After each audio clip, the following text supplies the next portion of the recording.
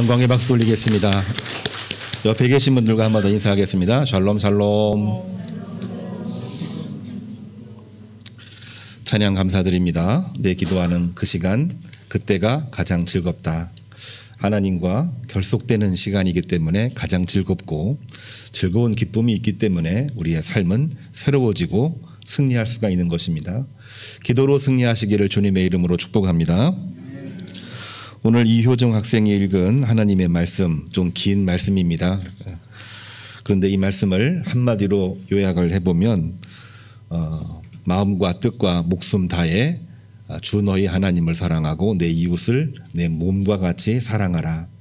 우리가 너무나 잘 알고 있는 하나님의 계명입니다. 또 이 말씀을 예수님께서는 더 간결하게 더 강조하시면서 말씀을 하셨고, 사도 바울도 그 말씀을 이제는 나만 갖고 있지 말고 모든 이웃에게 확장시켜 나가라, 그런 말씀을 주신 것입니다.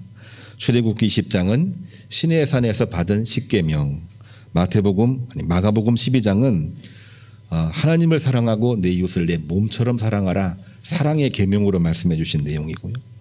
빌립보서 4장의 말씀은 진실하고 경건하고 정결하고 사랑이 있는 모든 곳에, 거기서부터 주님의 말씀과 결속되고 주님의 계명을 확장시켜 나가라, 그 말씀을 주시고 있는 것입니다. 우리가 이 땅에서 주님의 이름으로 승리하기를 원한다고 한다면 어떻게 해야 될까요? 하나님의 말씀, 주님의 계명을 잘 지키는 것입니다. 계명은 무엇입니까? 주 너희 하나님을 사랑하고 내 이웃을 내 몸처럼 사랑하라고 하는 것입니다. 오늘은 특별히 이단 경계 주일이기도 한데 이단에 대해서 대처하는 방법이 여러 가지가 있습니다. 이단의 잘못된 것을 찾아내고 제거하고 비판하고 또한 파괴하는 것이 이단에 대처하는 방법으로 우리가 이해를 하고 있고, 또 그것 또한 역시 결코 중요치 않다라고 말할 수는 없습니다. 굉장히 중요합니다. 그러나 더 중요한 것은 이단 경계 주일에 해야 되는 일들은 우리가 우리 자신이 하나님 앞에 어떤 믿음으로, 아니 온전한 믿음으로 더 결속되어 있느냐가 이단 경계 주일에 해야 되는 중대한 말씀이기 때문에 오늘 말씀의 제목을 진실, 경건, 정결, 그 모든 상황이 있는 곳에 존중하며 주님의 계명을, 하나님의 말씀을 확장시켜 나가자, 그 말씀을 오늘 제목으로 삼았습니다. 우리는 오늘 두 가지를 함께 이야기하려고 합니다. 하나님이 우리에게 십계명을 주신 이유를 다시 한번 확인했으면 좋겠습니다. 우리가 계명, 율법 이런 얘기할 때마다 좋은 면도 있지만 부정적인 면을 많이 이야기했어요. 그 계명이 하나님을 잘 믿도록 하나님이 주시는 말씀이기도 한데 사람들은 그것을 가지고 정죄하고 비판하고 자기의 권위를 내세우는데 앞장서다 보니까 이 율법과 계명에 대해서 등한시할 때가 종종 있었습니다. 그런데 계명과 율법을 우리가 무시하게 되면 우리의 믿음이 느슨해지고 이단이 들어오게 되고, 또한 복음을 온 누리에 증거하는데 여러 가지 어려움이 있습니다. 하나님이 우리에게 십계명을 주신 이유는 과연 뭘까요? 모든 집단은 사회적인 약속이 있습니다. 그것을 이른바 법이라고 이야기를 합니다. 헌법도 있고 법률도 있고 규칙도 있고 판례도 있습니다. 이러한 모든 것들은 사회 질서를 유지 보존하기 위해서 어느 집단이나 다 만들고 있는 하나의 약속인 것입니다. 이스라엘 민족도 노예 생활에서 벗어나 출애굽을 하긴 했지만 출애굽을 한 다음에는 법이 필요했습니다. 질서 유지를 위해서 정말로 필요했거든요. 그런데 하나님은 이것을 미리 하시고 친히 모세를 통하여 십계명을 주셨습니다. 세상의 모든 법들은 이 십계명 중에 1계명부터 4계명까지는 쏙 빼고 5계명부터 10계명에 이르기까지 그 말씀을 더 확장시켜서 사회 질서 유지를 위해서 세상법을 만들었지요. 그런데 십계명은 이 하나님에 관한 법과 인간에 관한 법을 분명하게 이야기를 하면서 세상법과 구별되는 것이 있습니다. 이 십계명은 인간의 뿌리를 하나님께 두면서 동시에 세상에서 우리 믿는 백성이, 선택된 백성이, 하나님의 자녀가 어떻게 살아야 되는지 세상에 관한 법을 동시에 말하고 있다는 것입니다. 결론적으로 이야기하면 인간의 뿌리는 하나님이라고 하는 것을 이 십계명은 우리에게 분명하게 말씀해 주시고 있습니다. 오늘 출애굽기 20장 2절을 보면 하나님은 이 십계명을 주실 때 나는 애굽에서 너희를 인도하여 낸 내 하나님 여호와니라. 하나님 당신의 이름을 밝히시면서 십계명을 주셨어요. 계명 참 중요하죠. 그런데 누가 주셨느냐가 매우 중요합니다. 주 너희 하나님 여호와께서 우리에게, 너희에게 이 계명을 주셨다. 그 말씀을 우리가 꼭 기억을 해야만 되겠습니다. 하나님이 나에게 주신 계명이다. 그것을 알고 있을 때에 우리가 믿음이 시작이 되고 신앙이 이제 영향력을 발휘하게 되는 것입니다. 그런데 하나님이 직접 주셨고 이름 밝히시면서 주신다고 하는 그 말씀 뒤를 보게 되면 뭇 백성들이 하나님이 직접 말씀하시는 것을 보고 너무나도 두려운 나머지 모세에게 모세 당신이 대신 좀 말씀해 주십시오. 하나님의 음성을 듣기에 너무나도 부담스럽습니다. 하나님이 말씀하실 때 어떻게 말씀을 하셨냐면은 그 모습을 정확하게 말할 수는 없으나 성경을 보면 우레와 같이 번개와 같이 연기처럼 말씀하셨다 그랬어요. 이거를 영화로 찍었을 때에 정말 하늘에서 그러한 광경을 이제 연출하면서 하나님 말씀이 들려오는 영화, 우리 장면 기억나시나요? 하나님은 그렇게 말씀을 하셨는데 모든 뭇백성들, 출애굽한 백성들은 너무나 그거를 두려워했지요. 왜 두려워했을까요? 하나님의 음성을 듣는 순간 마음속에 찔리는 것이 너무나도 많았기 때문입니다. 다른 말로 하면 죄가 너무 많기 때문에 그 음성을 직접 듣는 순간 죽음을 당할까 두려웠기 때문이죠. 그래서 모세에게 하나님의 음성을 직접 듣는 것은 너무나도 두렵습니다. 모세 당신이 듣고 우리에게 말씀을 해 주십시오. 그래서 오늘날까지도 하나님의 계명이라는 표현보다는 모세가 받은 율법이라 해서 모세 율법이라고 이야기를 합니다. 예. 그러나 엄밀히 보게 되면 모세의 계명이라기보다는 하나님이 우리에게 주신 하나님의 계명이요 말씀이라는 사실을 우리는 꼭 기억을 해야만 될 것입니다. 모세는 그 이야기를 듣고 하나님의 말씀을 백성들에게 이야기하는데 여러분 너무 두려워하지 마십시오. 하나님이 우리에게 이 계명을 주시는 이유를 우리가 알아야 되는데 오늘 말씀을 한번 잘 보시기를 바랍니다. 우리가 두려워하고 있지만 결코 두려워하지 마십시오. 하나님은 우리가 두려워하고 있는 그 마음 속에 정말 하나님을 경외하고 하나님을 사랑하는지 그것을 확인하시려고 하는 것뿐이지 여러분들을 두렵게 하려고 하는 거 아닙니다. 우리가 하나님에 대해서 온전한 믿음과 하나님을 사랑하는 마음만 가지고 있다면 우리는 결코 두려워할 일이 없으며 동시에 우리 인간이 하나님을 경외하고 범죄치 않도록 하기 위해서 이 계명을 주시는 것입니다. 아주 친절하게 백성들에게 설명하고 있는 말씀이 오늘 나와 있습니다. 그 말씀을 하시자 22절을 보면 하나님이 또 모세에게 말씀을 하십니다. 이렇게 말씀하고 계세요. 내가 하늘에서 말하는 것을 너희가 보았으니 나를 비겨서 내 이름을 빗대섭니다. 너희를 위해 신상을 만들지 말고 내게 단을 쌓되 토단을 쌓고 번제와 화목제를 드리라.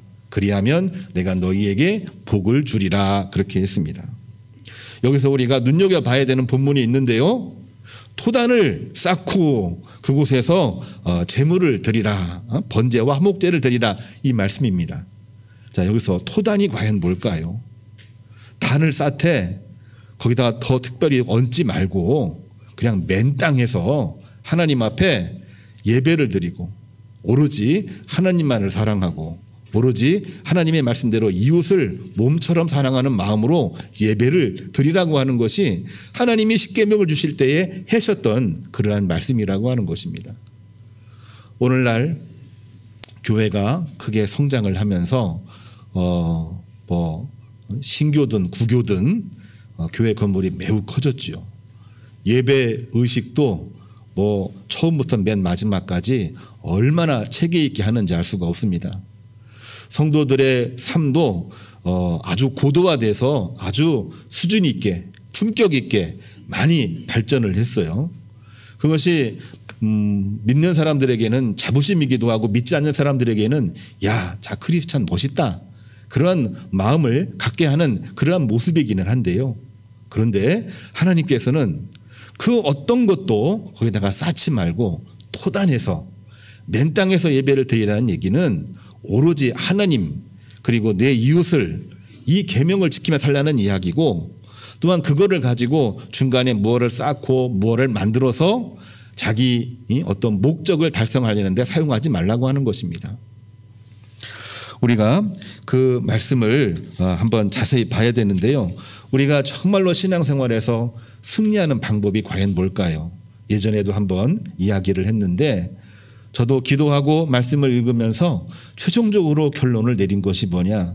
우리 마음속에 있는 음란함을 우리가 제거하면 우리는 승리할 수 있다. 정말 여러 말씀과 기도를 정말 볼 때마다 결론을 맺고 있는 것이 음란함을 제거하면 우리는 승리할 수 있다. 왜냐? 이 음란함은 하나님과 나 사이에 무언가가 들어오는 겁니다. 우상이 들어오고 탐욕이 들어오고 또한 그 안에 나를 내세울 수 있는 수만 가지의 것들이 종류대로 때를 따라 들어오는 거거든요. 우리가 하나님 앞에 토단을 위해서 제단을 쌓아야 되는데 토단 말고 이것저것을 쌓는 것입니다. 이것저것을 쌓는 거죠. 우리가 은혜 입고 승리하기를 원한다고 한다면은 우리는 우리 안에 있는 우상을 제거해야 됩니다. 주님의 말씀대로 토단 위에서 주 너희 하나님을 사랑하고 내 이웃을 내 몸처럼 사랑하는 그 마음을 갖는 것이 우리에게 제일 중요하죠. 이단 경계주의라고 얘기했는데 눈에 보이는 우상에게 절하지 않거나 그것을 비판하고 제거하고 파괴하는 것만을 우리는 성결이라고 말하지 않습니다. 물론 그것도 중요하지만 더 중요한 것은 내 안에 있는 우상을 제거해야 하나님을 온전하게 섬길 수 있고 그 안에서 복을 누리며 주님의 복음이 확장된다고 하는 말씀입니다. 우리가 1계명, 2계명은 너무나도 잘 알고 있어요. 나 외에 다른 신을 섬기지 말라. 그 우상에게 절하지도 말고 또한 섬기지도 말고 오로지 하나님만을 섬기라. 첫째와 둘째 계명 우리는 너무나도 기억을 잘하고 있습니다. 근데 이거를 가지고 뭐 전쟁 시에는 다 제거하고 파괴하긴 했습니다만은 그걸 가지고 사람들을 정죄하는 일에만 앞장서다 보니까 바리사이파 사람들이 생겨나고 사두개파 사람들이 생겨나게 되었거든요. 근데 우리는 첫째 계명, 둘째 계명뿐만이 아니라 셋째 계명과 넷째 계명을 동시에 봐야 됩니다. 첫째 계명과 두 번째 계명은요 눈에 보이는 우상이에요. 그런데 셋째 계명과 넷째 계명은요 내 안에 있는 우상을 제거하라는 얘기입니다. 어떤 내용이냐면은 여호와의 이름을 망령되이 일컫지 말라고 하는 것입니다. 우리가 가끔씩 하나님을 믿는 믿음을 가지고 있으면서도 조금 감성적이 되고 어려운 일이 닥치게 되고 그리고 이 감성이 막 폭발을 해가지고 이 정신이 나갈 때가 있습니다. 그럴 때에 사람을 욕하고 심지어는 하나님을 원망하는 마음과 이 말들이 밖으로 막 나올 때가 있거든요. 근데 맨 마지막 마지노선이 뭐냐면은 여호와 하나님의 이름을 망령되이 일컫는 그 순간입니다. 그때는 하나님이 나를 지배하고 나를 붙잡아 주시는 순간에서 이제는 한도선을 벗어나 가지고 이제는 내가 하나님을 공격하기 시작을 하는 거예요. 하나님의 이름으로 망령되이 행동하기 시작하는 그 순간입니다. 그렇기 때문에 셋째 계명에서는 하나님의 이름을 여호와 하나님의 이름을 절대로 망령되이 일컫지 말라. 내 안에 있는 우상을 철저하게 제거하라. 이 말씀을 주신 것이 셋째 계명입니다. 넷째 계명은 무엇입니까? 그러기 위해서는 하나님께서 정하신 안식일을 반드시 지켜라. 우리가 신앙생활을 잘한다고 하지만 안식일을 지킨다고 하는 것은 얼마나 중요한지 알 수가 없습니다. 오늘날로 말하면은 주일을 성수하는 것입니다. 아무리 힘들어도 아무리 바빠도 내가 아무리 중대한 일이 있어도 내가 주일을 범하면 안 되지. 주일을 범하는 순간 그 범하는 것만으로 끝나지 않습니다. 주일을 범하면 일주일이 문제가 돼요. 한 번 주일을 범하면 그 다음 주 계속 범하게 돼요. 그리고 더 시간 지나게 되면은 이제는 하나님이 우리 안중에도 없게 되는 것이 바로 안식일에 관한 것입니다. 오늘날 주일에 관한 것입니다. 다 무엇 때문입니까? 우리 안에 있는 우상이 만들어지기 때문이죠. 이단 경계주일인데 눈에 보이는 우상도 우리가 제거해야 되지만 우리 안에 있는 우상을 제거하는 것이 하나님께서 이스라엘 백성들에게 주셨던 10계명을 주셨던 전적인 이유였다라고 하는 것입니다. 왜요? 애굽 노예 시절에는 하나님의 은혜와 하나님의 기적이 절실했습니다. 해방되고 나오니까 이제는 하나님이 필요 없는 거예요. 이제는 먹을 거 주세요. 고기가 먹고 싶어요. 물이 없네요. 그 이야기를 하면서 하나님을 자꾸 원망하기 시작을 합니다. 그때는 우상 문제도 없었어요. 눈에 보이는 우상이 아니라 내 마음속에 있는 우상이 이스라엘 민족들에게는 너무나도 많았던 것입니다. 그 우상을 제거해야 우리가 하나님 앞에서 복을 누리고 이 땅에서 누구를 만나든 무엇을 하든 어느 공간과 시간에 있든지 간에 우리가 승리할 수가 있는데 내 마음속에 있는 우상을 제거하지 못하니까 끊임없이 문제가 생기게 되고 끊임없이 고통과 고난이 연속되게 되고 그거를 극복하려고 모세가 나오고 그거를 극복하려고 사사들이 나오기 시작을 하고 그거를 극복하기 위해서 예언자들이 말씀을 전하면서 오늘날까지 이르게 된 것이고 결국에는 하나님 당신의 아들 예수 그리스도를 우리에게 보내주심으로 말미암아 예수 믿고 구원받읍시다. 이 메시지가 오늘날까지 전해지게 된 것입니다. 그렇습니다. 우리에게 십계명을 주신 이유는 하나님을 잘 믿도록 하는 것인데요. 하나님을 잘 믿도록 하는 방법은 내 안에 있는 우상을 제거할 때에 하나님을 잘 믿을 수 있음을 믿으며 그 안에서 승리하시고 모든 일에서 열매를 맺되 30배, 60배, 100배의 결실이 있으시기를 주님의 이름으로 축복합니다. 두 번째로는 무엇에든지 진실하고 경건하고 정결하고 덕이 있고 기림이 있으면 그것을 존중하고 주님께 배우고 듣고 본 바를 행해라. 이 말씀입니다. 이 말씀이 조금 난해해요. 좀 보면은 쉽게 이해가 될 것처럼 보이기도 하는데 이 말씀의 의미는 과연 뭘까요? 이거는요, 동역자나 이방인, 우리 옆에 있는 같이 일하는 우리 동료들입니다. 성도들이죠. 포함하여 이방인, 믿지 않는 사람들, 그리고 처음 온 사람들, 심지어는 반대자, 적대자들에 이르기까지 그들이 하는 말과 행동 중에서 불신앙이 제일 많죠. 왜냐하면 내 눈에 들보는 보지 못하고 남의 티끌을 보기 시작을 하니까 항상 모든 문제는 나는 경건하다. 그런데 당신들은 항상 이야기거든요. 우리 믿는 사람들은 이런데 믿지 않는 너희들은 항상 이런 문제가 우리에게 있습니다. 그런데 그들 중에도 한두 가지씩은 뭐가 있냐면 진실하고 경건하고 정결하고 또한 덕이 있고 어떤 기림이 있는 정말 복을 누리는 그런 상황이 있게 되면은 그것을 절대로 무시하거나 배척하거나 비판하지 말고 그것을 존중하고 그 안에는 하나님의 섭리가 있음을 반드시 확인하고 공유하고 복음을 확장시켜 나가라고 하는 이야기가 오늘 빌립보서 4장에 나와 있는 핵심적인 내용이 되는 것입니다.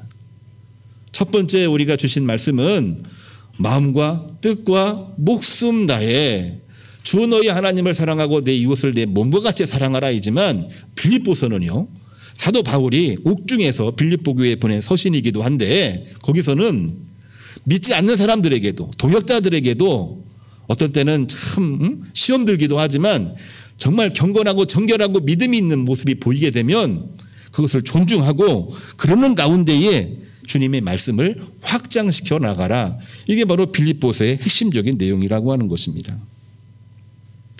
왜 바울은 빌립보 교회에 이런 서신을 보냈을까? 말씀을 준비하면서 여러모로 고민해보고 기도를 했습니다. 우리가 오늘날 상황과도 크게 다르지 않습니다. 왜냐하면 사람들이 모이는 곳은 항상 그런 문제가 존재하기 때문이죠. 믿음의 공동체 빌립보 교회 안에 믿음은 있습니다. 정말 기쁨의 교회거든요. 그런데 믿음은 있으나 동역자를 인정하지 못하고 이방인 문화 속으로 복음이 확장되지 못하고 있는 현실이 있기 때문에 그렇습니다. 우리들 다 눈에 보일 때는 그래요. 우리 교회는 문제가 많고 다른 교회는 멋있어 보이더라.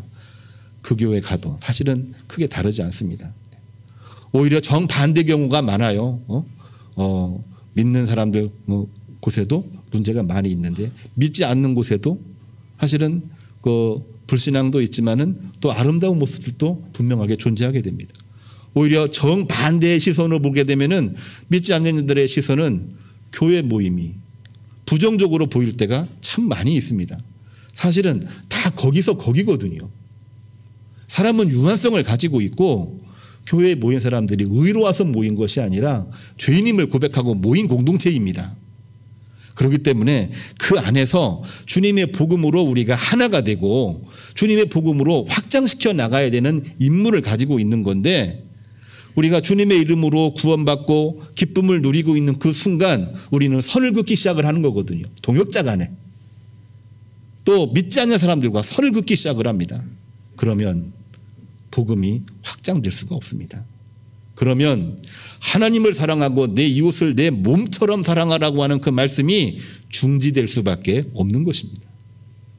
그래서 사도 바울은 어떠한 일이든지 정말 진실한 모습이 있고 경건한 모습이 있고 정결한 모습이 있고 덕이 있으면, 그리고 어떤 기림이 있으면, 좋은 일이 있으면 그곳에서 주님의 복음을 확장시켜 나가라. 오늘날로 유식하게 말하면은 공감 능력을 가지라는 얘기입니다.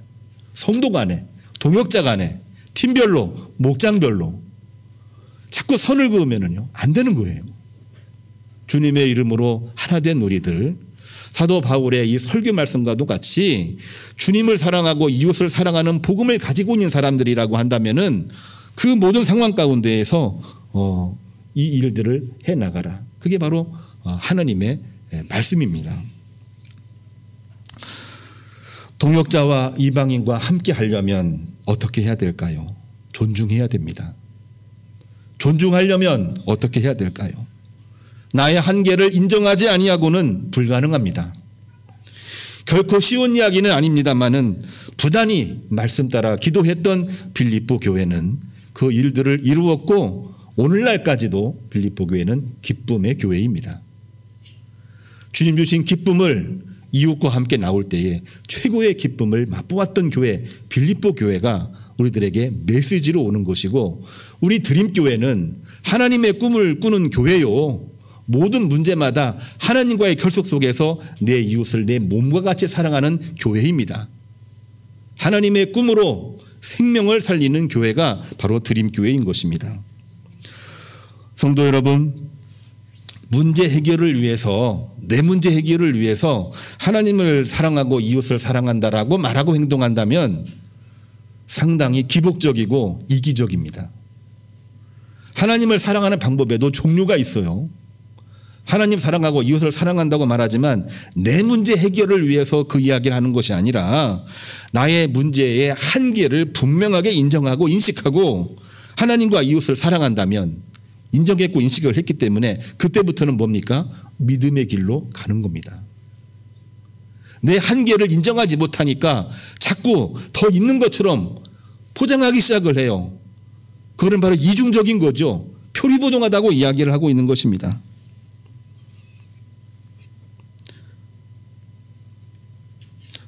출애굽기 20장 21절을 보면 모세는 완벽하고 무결해서 하나님에게로 십계명 받으러 올라갔을까요? 모세도 우리가 잘 알고 있잖아요. 자기 힘만을 의지했던 왕자 시절, 또한 이 미디안 광야에서 거지같이 생활했던 목동 시절, 정말로 흠이 많은 그러한 사람이었습니다. 그런데 한순간 지도자가 되었다고 해서 그가 완전히 의인이 되고 또한 무결한 사람이 되었을까요? 아니죠. 분명하게 문제가 많았지만 자기의 한계를 인정하고 하나님이 부르시니 내가 그 길로 가겠습니다. 백성들은 나는 내 죄 때문에 하나님 앞에 못 나갑니다. 모세, 당신이 대신 듣고 와주십시오. 모세가 무슨 힘으로 나갑니까? 아니, 다 못 나가겠다고 하는데 모세가 어떻게 나가요? 그런데 모세는 나갑니다. 내 한계를 인정하고 하나님 앞에 내 목숨을 맡기고 나갔을 때 하나님은 모세에게 계명을 주셨고 그 계명을 백성들에게 선포했던 것이 바로 모세인 것입니다. 오늘 마가복음 12장 34절을 보면 우리가 12장 1절로부터 이 33절까지 보게 되면은 예수님을 공격하고 시험하고 올무에 빠뜨리려고 하는 서기관 바리새인들 얘기가 너무나 많이 얘기 나와요. 근데 오늘 34절 그 이유를 보게 되면은 그거를 듣고 있던 한 서기관입니다. 이름도 안 나와 있어요. 한 서기관이 그 쟁론함을 듣고 마음속에 생각을 하고, 야, 주님 말씀이 참 옳다. 서기관 중에서 칭찬받은 사람들 중에 한 사람이 오늘 여기 나오고 있습니다. 서기관이 예수님, 우리에게 첫째가 되는 계명이 무엇입니까? 이렇게 질문을 했어요. 그러니까 주님이 말씀하고 계시죠? 10계명을 이야기하고 있습니다. 주 너희 하나님을 사랑하고 내 이웃을 내 몸처럼 사랑하라. 이 서기관이 뭐라고 말한 줄 아십니까? 주님이 말씀이 옳습니다. 하나님 이외에는 그 어떤 것도 없으며 주 너희 하나님을 사랑하고 내 이웃을 내 몸처럼 사랑하는 것이 맞습니다. 그것이 그 어떠한 번제물과 그 어떠한 기타 제물보다도 훨씬 더 낫습니다. 서기관의 발언 중에서 이런 발언한 사람이 없어요. 그는 예수님의 말씀을 다 부정합니다. 무엇으로 부정을 했느냐? 율법으로 부정을 했어요. 성전의 권위로 부정을 했어요. 서기관의 이름으로 부정을 해왔던 게 서기관들의 모습이었는데, 그는 자기의 모든 이 프레임을 다 걷어내고 토단 위에서 주님을 바라보고 하나님을 바라보게 되었던 것입니다. 주님께서 뭐라고 말씀을 하셨습니까? 말씀을 보게 되면은 내 말이 옳도다. 내가 하나님 나라에 가까이 왔음을 내가 아노라. 이 서기관을 칭찬하고 있는 말씀이 나와 있는 걸 우리는 주목을 해야 됩니다. 우리가 성경을 비판적으로 보는 것은 참 중요합니다만, 비판적으로 보는 가운데에서도 나에게 메시지가 되고 복음이 되고 권능이 되고 지혜가 되는 것을 우리가 갖지 못한다면 우리는 말씀을 잘못 보는 거예요. 성경 말씀 가지고 누구를 잡으려고 이야기한다면은 그거는 굉장히 이기적인 것입니다. 말씀을 가지고 하나님을 사랑하고 내 이웃을 내 몸처럼 사랑하려고 하는 그 마음을 가지는 그 순간, 그 길은 믿음의 길이고 그 가운데에서 하나님은 복을 주시되 30배, 60배, 100배의 복을 주시는 줄로 믿으시기를 주님의 이름으로 축복합니다. 오늘 본문에 나와 있지 않지만 시편 24편 1절을 보게 되면은 다윗이 고백하고 있는 내용입니다. 시인은 뭐라고 얘기했냐면은 땅과 거기에 충만한 것과 세계와 그 가운데 사는 자들은 다 여호와의 것이로다. 믿는 자나 믿지 않는 자나 다 여호와의 것이로다. 그 거룩한 곳에 설 자가 과연 누구인가? 마음이 정결하고 뜻을 허탄한 데 두지 아니하고 거짓 맹세하지 않는 자가 바로 거룩한 산에 거할 자로다. 다윗을 인용하고 다윗이 말하고 있는 말씀을 주고 있는 것입니다. 우리들의 믿음이 하나님과 결속이 되어 있다고 한다면 우리가 살고 있는 모든 곳에 다 유한적이긴 하지만 그 가운데에서 동역자와 결속하고 우리 이웃들과 결속해 나가는 가운데에 하나님의 교회, 하나님의 성도, 교회됨과 성도의 본분을 가지고 승리하는, 그래서 영혼이 잘됨 같이 범사가 잘되고 강건의 은총이 있는 주의 종, 주의 백성들이 되기를 주님의 이름으로 축복합니다. 기도하겠습니다. 주님, 참으로 감사를 드립니다. 진실, 경건, 정결, 그 모든 상황을 존중하며 주님 주신 계명의 말씀을 확장시켜 나가라. 이 말씀을 가지고 오늘 또 이 성전을 나가나이다. 하나님 주신 말씀으로 하나님과 이웃을 사랑하며 승리하게 하시고 모든 상황 가운데에서 모든 사람들과의 관계 속에서 승리하여 영광 돌리고 하나님이 주신 정하신 예비하신 복을 누리며 살아가는 주의 종들에게 복을 허락하여 주옵소서. 예수님의 이름으로 기도합니다. 아멘.